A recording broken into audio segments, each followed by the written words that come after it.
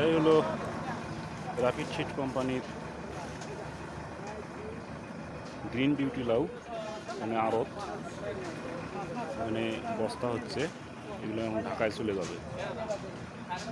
দেখতেই পাচ্ছেন এখানে মোটামুটি এবার এই গ্রিন বিউটি ভালো বিক্রি হয়েছে।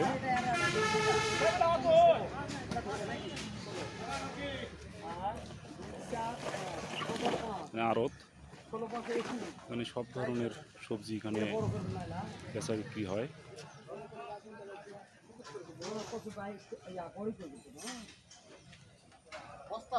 বাইশটা করবো বাইশটা করবো বাইরে নাই তো চার বস্তা আছে ভেটি আছে আমরা একটি 550 এটি টাকা একটি 550 বেশি আছে।